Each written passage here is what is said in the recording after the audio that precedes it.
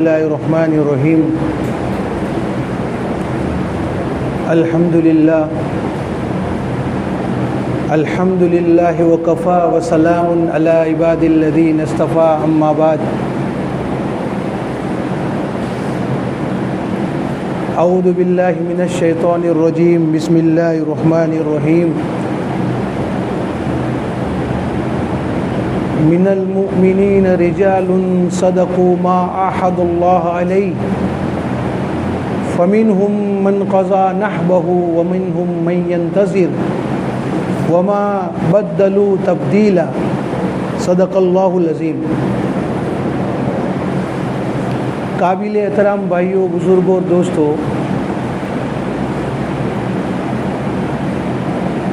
گزشتہ جمعہ کو 15 اگست کے تعلق سے کچھ باتیں آپ لوگوں کے سامنے میں نے پیش کی تھی، اور مقصد صرف یہ تھا کہ ہمارے بزرگوں نے، ہمارے اکابرین نے اس ملک کو آزاد کرنے کے لیے جو قربانیاں دی ہیں، وہ قربانیاں ہمارے سامنے آئے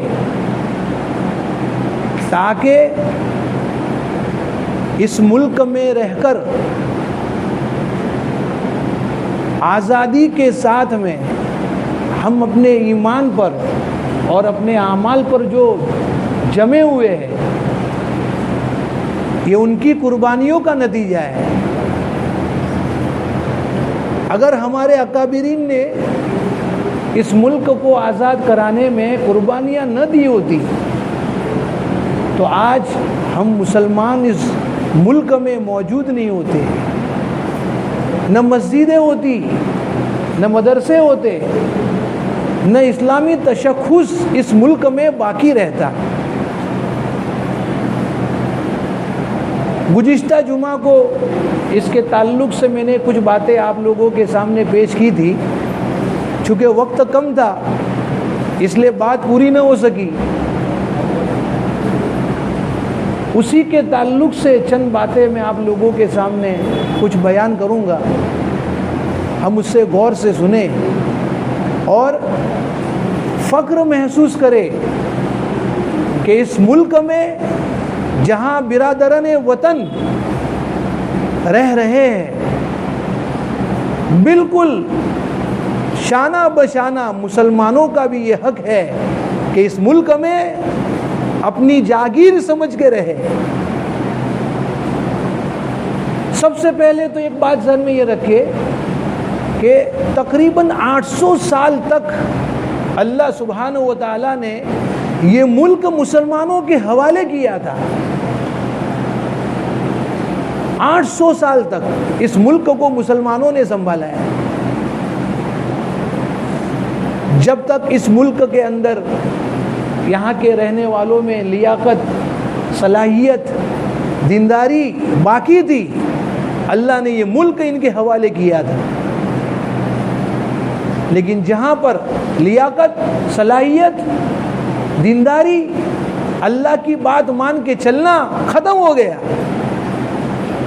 اللہ نے یہ ملک غیروں کے حوالے کر دیا۔ اور قرآن نے تو صاف اعلان کر دیا ہے ان الارض یرثها عبادی الصالحون۔ قرآن نے اعلان کر دیا ہے، میں اپنی بات نہیں کہہ رہا، کہ اس ملک پر بلکہ پوری دنیا پر اگر کوئی خلافت کے قابل ہے تو یہ مسلمان ہیں۔ لیکن شرط یہ ہے کہ قانون خداوندی کو اپنی زندگی میں لاوے،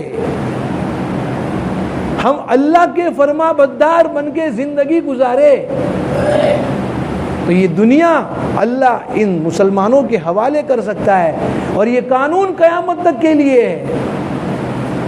آج اگرچہ ہمارے قبضے میں یہ ملک نہیں ہے، لیکن قرآن کا دعویٰ قیامت تک کے لیے ہے۔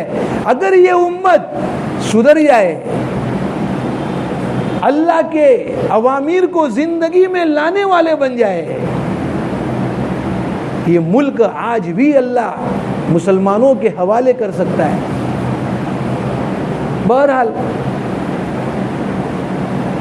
سن عیسوی 1757 کی بات ہے. اس کے پہلے کے جو زمانے تھے وہ تو مسلمانوں کی اقتدار کے زمانے تھے، میں اس کو بیان کرنا نہیں چاہتا. 1757 میں نے جیسے کہ گزشتہ جمعہ کو آپ کے سامنے پیش کیا تھا کہ نواب سراج الدولہ جو ہے اس کی انگریزوں سے مقابلہ ہوا، جنگ ہوئی، پلاسی کی جنگ جس کو کہتے ہیں، بہت مشہور ہے. ایک غدار کی غداری کی وجہ سے میر صادق، میر جعفر مسلمان ہے، اس کی غداری کی وجہ سے یہ سراج الدولہ جو بادشاہ تھا نیک دیندار تھا، ایسا نہیں ہے کہ وہ گناہ کرنے والا تھا یا بدماش تھا، لیکن ایک آدمی کی غداری کی وجہ سے شکست کھا گیا، انگریزوں کے ہاتھ میں قبضہ ہو گیا. اب انگریزوں میں کچھ ہمت آئی تھی تو سن عیسوی 1799 میں سری رنگا پٹنم ایک میدان ہے میسور کے اندر، اس میسور کے اندر سلطان ٹیپو شہید رحمت اللہ علیہ ان کے ساتھ میں انگریز کا مقابلہ ہوا. گھمسان کی لڑائی ہوئی، 3 دن تک برابر لڑائی ہوتی رہی. اللہ والے تھے، ڈٹ کے مقابلہ کر رہے تھے. ان کے سوانے میں لکھا ہے کہ یہ جو آج سلطان ٹیپو کی جو تصویر کتابوں میں آتی ہے بغیر ڈاڑھی والی، وہ غلط ہے، وہ داڑھی والے تھے. بلکہ یوں آتا ہے کہ اپنے زمانے کے کتب و ابدال کے سردار تھے، حکومت پر ہے لیکن کبھی تہجد کی نماز فوت نہیں ہوئی. سوانے نگار نے لکھا ہے کہ جس دن صبح میں جنگ کرنے کے لیے جانا تھا اسی دن تہجد کی نماز بھی پڑھی ہے، فجر کی نماز بھی پڑھی ہے، فجر کی نماز کے بعد میں قرآن پاک کی تلاوت بھی کی ہے اور اس کے بعد جنگ میں گئے. آج ہمارا کیا حال ہے؟ دنیا کا کوئی کام درپیش ہو تو ساری چیزیں سائیڈ میں، نماز بھی قضائے ہوتی ہے، اللہ کے اوامر بھی ٹوٹتے ہیں. بتائیے کہ وہ ایک بادشاہ اپنی حکومت میں رہ کے اتنا بڑا اللہ کے اوامر کا پابند ہے اور آج ہم کسی عہدے پر نہیں ہیں، لیکن پھر بھی ہماری زندگیوں سے اللہ کے اوامر ٹوٹتے چلے جا رہے ہیں. گھمسان کی لڑائی ہوئی ہے، اس میں بھی ایک غدار کی غداری کی وجہ سے، میر صادق اس کا نام تھا، جنگ کے میدان میں 3 دن تک لڑتے رہے، پیاس لگی ہے شدت سے. اپنے معاون اس میر صادق کو کہا مجھے پانی پلا دے، پیاس لگی ہے مجھے. اس غدار نے پانی نہیں پلایا، پیاس کی حالت میں شہید ہو گئے. انگریز کی ہمت نہیں تھی کہ ان کی لاش کے پاس میں آ کے جو ہے قریب میں آوے. 3 دن تک ان کی لاش میدان میں پڑی رہی. 3 دن کے بعد میں انگریز نے سوچا کہ شاید اب تو ختم ہی ہو گیا ہوگا. آپ کے سینے پہ چڑھ کے یوں کہتا ہے اے ہندوستان کے مسلمانوں سن لو، آج ہندوستان ہمارے قبضے میں ہے اور تم سب غلام ہو. اعلان کر دیا. ہر معرکے میں ہمارے اکابرین نے اور مسلمانوں نے کتنی قربانیاں دی ہے ہمیں تو پتہ بھی نہیں ہے. سن عیسوی 1806 کے اندر دہلی کے اندر حضرت شاہ عبدالعزیز رحمت اللہ علیہ مسند درس پر فائز تھے، طلبہ کو علوم دین سے بہراور کر رہے تھے.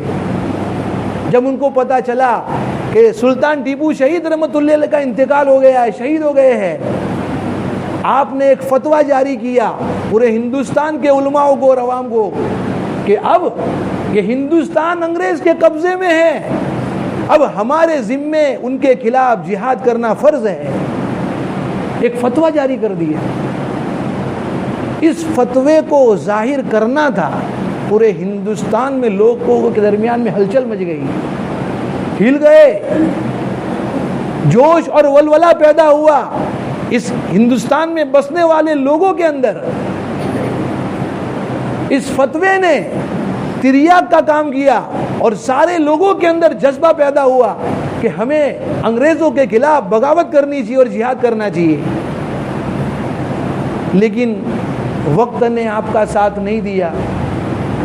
1823 کے اندر آپ کا انتقال ہو گیا۔ حضرت شاہ عبدالعزیز محدث دہلوی رحمۃ اللہ علیہ انتقال ہو گیا۔ اب یہ مشن لے کے جو چلے تھے، یہ ایسا مشن نہیں تھا کہ ایک جگہ پہ جا کے رک جائے، ایک کی جگہ پر اللہ دوسرے بندوں کو کھڑا کرتا ہے۔ چنانچہ تاریخ میں لکھا ہے کہ اس مشن کو لے کے 3 جیالے اللہ کے بندے تیار ہو گئے، حضرت شاہ اسماعیل شہید رحمۃ اللہ علیہ، حضرت شاہ سید احمد شہید رحمۃ اللہ علیہ، اور حضرت مولانا عبدالحی صاحب رحمۃ اللہ علیہ۔ یہ 3 اس مشن کو لے کے چلے ہیں، لوگوں کے ذہنوں کو بناتے رہے، انگریز کے خلاف سب کو اکسانے لگے، ترغیب دینے لگے، اگر آج نہیں اٹھے یہ ہندوستان انگریزوں کے قبضے میں آ جائے گا۔ چنانچہ تاریخ میں لکھا ہے کہ سن عیسوی 1831 کے اندر بالاکوٹ کی جنگ ہوئی ہے۔ میں جنگ کی تفصیل میں جانا نہیں چاہتا، بس اشارہ کرتے جا رہا ہوں، اس لیے کہ ہندوستان کی تاریخ اتنی لمبی ہے کہ کئی دن نکل جائے، بس اشارہ کر رہا ہوں تاکہ ہمارے ذہنوں میں رہے کہ اس ملک کو جیسے برادران وطن نے قربانی دے کے سینچا ہے، اس میں ہمارے ایمان والے بھائیوں نے بھی سیچنے میں کوئی کمی نہیں بتائی ہے۔ بالاکوٹ کی جنگ ہوئی اور اس کے اندر یہ تینوں جیالے شہید ہو گئے، لیکن ان لوگوں نے عوام کے اندر جو جذبہ پیدا کیا تھا، جذبہ جہاد، انگریزوں کے خلاف بغاوت، یہ سلسلہ چلتا رہا یہاں تک کہ سن عیسوی 1857 کے اندر اللہ نے دوسرے بندوں کو کھڑا کر دیا، جس میں سر فہرست جو ہے حضرت حاجی امداد اللہ مہاجر مکی رحمۃ اللہ علیہ ہے، حضرت مولانا قاسم نانوتوی رحمۃ اللہ علیہ ہے، حضرت مولانا رشید احمد گنگوئی رحمۃ اللہ علیہ ہے، اور حضرت حافظ ضامین رحمۃ اللہ علیہ۔ ایک سے بڑھ کے ایک جیالے اللہ نے دنیا میں دیتے رہے۔ یہ 4 سر فہرست تھے۔ سن عیسوی 1857 کے اندر ایک مارکا تیار کیا، 2 محاذ بنائے، ایک محاذ امبالہ کی طرف بنایا، جس کا امیر جو ہے حضرت مولانا جعفر تھانیشوری رحمۃ اللہ علیہ کو بنایا تھا کہ آپ اس طرف جائیے، اور ایک محاذ شاملی کے میدان کی طرف بھیجا، جس کے امیر جو ہے حاجی امداد اللہ مہاجر مکی رحمۃ اللہ علیہ کو بنایا۔ یہ 2 محاذ کی طرف مسلمانوں کے لشکر گئے ہیں اور انگریزوں سے بھرپور مقابلہ ہوا ہے۔ مقابلہ کرتے کرتے حضرت شاہ حافظ ضامین رحمۃ اللہ علیہ شہید ہو گئے۔ اس ملک کو آزاد کرنے میں کیا قربانیاں دی ان لوگوں نے، تفصیل کا موقع نہیں ہے، میں اشارہ کرتے جا رہا ہوں تاکہ مختصر انداز میں ہمارے ذہنوں میں جنگ آزادی کا پورا خاکہ رہے اور ہمیں یہ احساس ہو جائے کہ جس ملک میں ہم چین و سکون سے رہ رہے ہیں یہ ہمارے اکابرین کی قربانیاں ہیں۔ اب یہ جو ہے گمسان کی لڑائی ہوئی ہے اور اس کے اندر مسلمانوں کو بہت اذیتیں پہنچی ہے، بہت نقصان ہوا ہے۔ جیسا کہ میں نے گزشتہ جمعہ کو بتایا تھا کہ دہلی سے لے کے میرٹھ تک کوئی درخت ایسا نہیں بچا تھا جس درخت کے اوپر مسلمان کی لاش نہ لٹکتی ہو، سولی پہ چڑھایا گیا۔ 5 لاکھ مسلمانوں کو قتل کر دیا گیا۔ اب یہ وہاں چل رہا ہے جب بہت سارے مسلمان قتل ہو گئے تو یہ انگریزوں نے انگلینڈ سے اپنے عیسائی بھائیوں کو اس ملک میں بلایا، اور بلانے کے بعد چرچ اور گرجا گھر بنائے گئے ہندوستان میں، اور ان کا واحد مقصد ایک ہی تھا کہ اس ملک میں مسلمانوں کو اور غیر مسلموں کو ختم کر دیا جائے اور عیسائیت کو پنپنے دیا جائے۔ چنانچہ ان انگریزوں نے اپنے مشیروں سے مشورہ کیا کہ مسلمانوں کے اندر جو جہاد کا جذبہ پیدا ہے اور ہمارے خلاف جنگ کرنے پہ اپنی جانوں کو قربان کرنے کا جو جذبہ ہے، اس کو کیسے ختم کیا جائے۔ آپس میں مشورہ کیا، مشورہ کرنے کے بعد میں ایک بات طے کر دی کہ سب سے پہلے ان کی جو قرآن ہے اس کو جلا دیا جائے، اور دوسرے نمبر پر ان کے علماء کو قتل کر دیا جائے۔ چنانچہ تاریخ شاہد ہے کہ ان انگریزوں نے اس زمانے میں 3 لاکھ قرآن کے نسخوں کو جلایا ہے، 3 لاکھ، اور تقریباً 14,000 علماء کو سولی پہ لٹکایا ہے۔ کیا کم قربانیاں دی ہیں ہمارے پرکھوں نے، ہمارے اکابرین نے؟ اور صرف سولی پہ نہیں چڑھایا، سولی پہ چڑھانے سے پہلے تانبے کو گرم کر کے ان کے جسموں پر داغا گیا تھا۔ بولنا سننا آسان ہے، لیکن جس آدمی پہ یہ بات گزرتی ہے اس کے بارے میں ہم کیا سوچ سکتے ہیں؟ بعض علماء کو تندور میں جلتے ہوئے تندور میں ڈال دیا گیا زندہ۔ اس طریقے پر ان لوگوں نے بہت ظلم ڈھائے ہیں۔ پھر اس کے بعد میں تقریباً سن عیسوی 1866 کے اندر ایک ادارہ قائم ہوا، اور اس ادارے کا مقصد صرف یہ تھا کہ اس میں سے ایسے افراد پیدا کیے جائے جو اس ملک کو آزاد کرنے کے لیے اپنے جان کی، اپنے مال کی قربانی دے۔ چنانچہ اسی ادارے میں سے ایسے جیالے اور ایسے مجاہد پیدا ہوئے ہیں کہ جنہوں نے آخری سانس تک انگریزوں کو نہیں چھوڑا ہے، قربانیوں پہ قربانیاں دی ہیں۔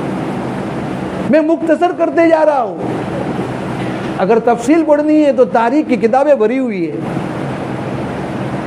ان لوگوں نے اپنی جائیداد کو قربان کیا ہے، کس کے لیے؟ اس ملک کو آزاد کرنے کے لیے۔ اپنی اولاد کو، اپنے گھر والوں کو قربان کیا ہے، کس لیے؟ اس ملک کو آزاد کرنے کے لیے۔ اور تعجب کی بات تو یہ ہے کہ 1757 سے لے کے 1905 تک اگر کوئی تاریخ جاننے والا ہے اسے معلوم ہوگا اتنے سالوں کے اندر کوئی مسلمان کے علاوہ کوئی دوسرا قوم کا کوئی فرد نہیں تھا۔ سن 1905 تک اس ملک کو آزاد کرنے کے لیے جو قربانیاں دی ہے اس میں مسلمانوں کے علاوہ کوئی نہیں تھا۔ 1905 کے بعد میں پھر برادر وطن کے اندر سے بہت سارے ہندو بھائی ہمارے اس جنگ میں شہید ہوئے ہیں اور اس میں انہوں نے شرکت کی ہے۔ چنانچہ اخیر میں ہوتے 1947 میں ہمارے اکابرین کی قربانیوں کے نتیجے میں اللہ نے اس ملک کو انگریزوں کی غلامی سے آزاد کیا ہے۔ بہت لمبی چوڑی تفصیل ہے، میں مختصر بتائی جا رہا ہوں۔ 1947 میں یہ ملک آزاد ہوا ہے، جس کو ہم انگریزی میں انڈیپینڈنس ڈے کہتے ہیں۔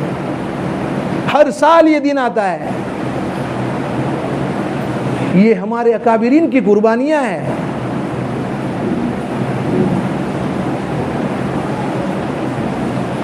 مصیبت میں رہ کے مسکرانا میری فطرت ہے،